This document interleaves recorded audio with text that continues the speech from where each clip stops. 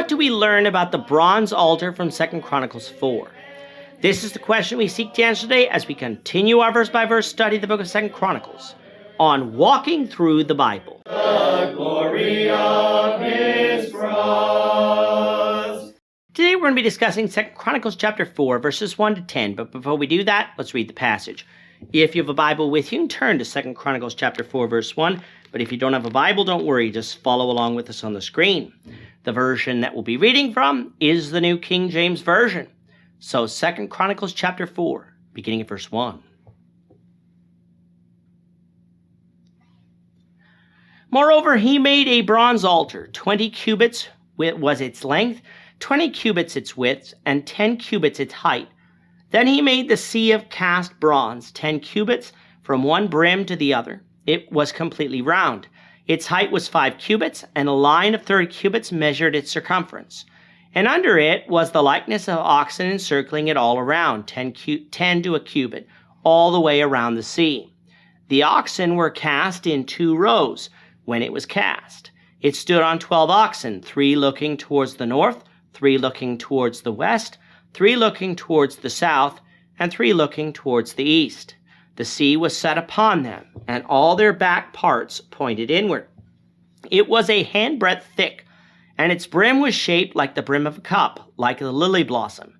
It contained 3,000 baths. He also made 10 lavers, and put 5 on the right side and 5 on the left to wash in them. Such things as they offered for the burnt offering, they would wash them, but the sea was for the priests to wash in.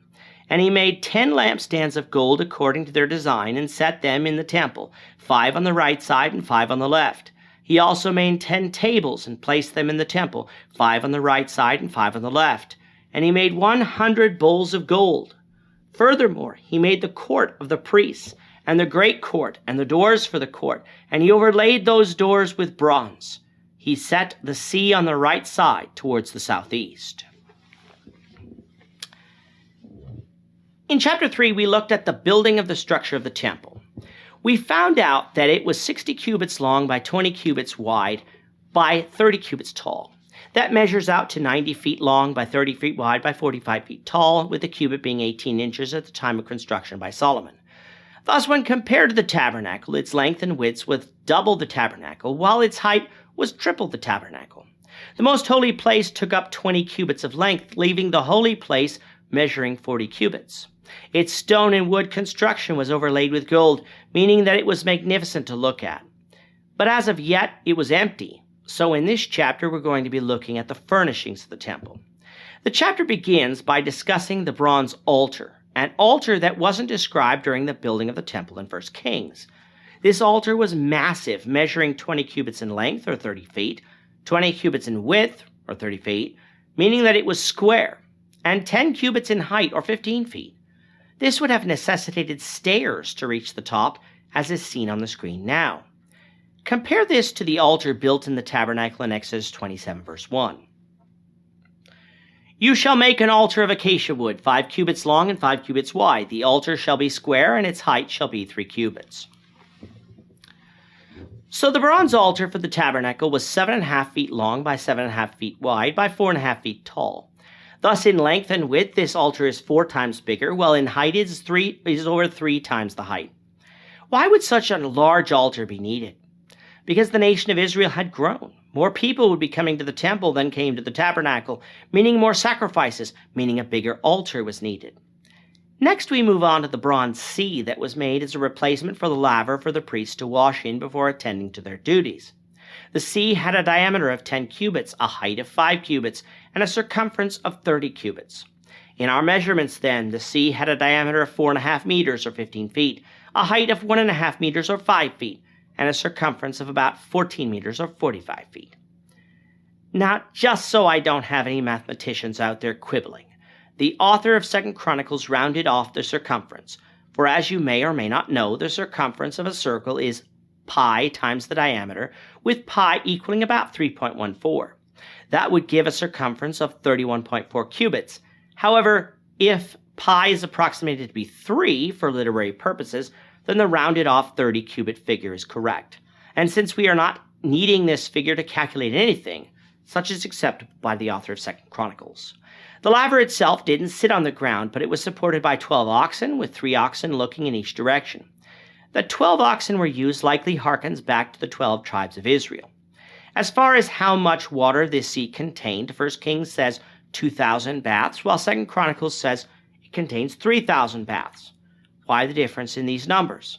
Well, some believe that 1 Kings is giving us the amount of water that it was usually filled with, while 2 Chronicles is giving us the amount of water the sea could be filled with at its fullest. It is also possible that, like with the cubit, the measurement of a bath changed as well, meaning that the writer of 2 Chronicles made the conversion.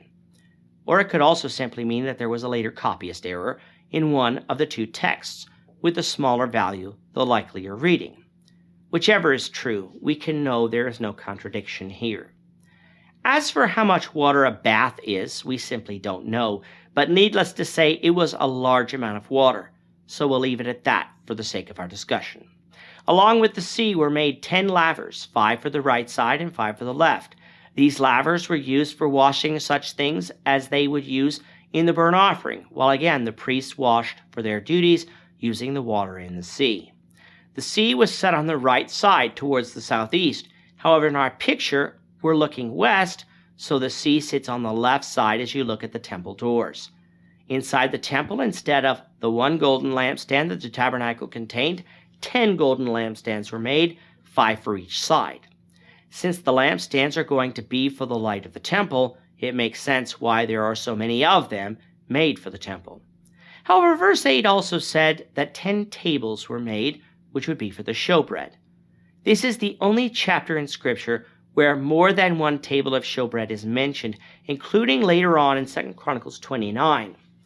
What is likely, then, is that 10 tables were made, but only 1 used at a time, meaning that in use there was only 1 table of showbread, even though multiple tables existed, as is pictured on our screen now. 100 bowls of gold were also made and would be used to hold the blood that was to be sprinkled for purification. In addition to the temple and all the articles, Solomon also made a court for the priests, which was the inner court, and the great court or outer court, which was for a place for the assembling of the people, along with the doors of the court to go with it. These doors were overlaid with bronze. We'll conclude our look at the construction of the temple and its furnishings, the Lord willing, in the next lesson. With that, our time is up for today. The Lord willing, we hope you'll join us for tomorrow's discussion of 2 Chronicles chapter 4, verses 11 to 22, as we continue our walk through the Bible, 1 verse at a time. Thank you for watching today's episode. We hope that you found it edifying and ask that you not only subscribe to our channel and podcast, but that you like and share this episode among your friends, so that the saving gospel of Jesus Christ can go out to the whole world.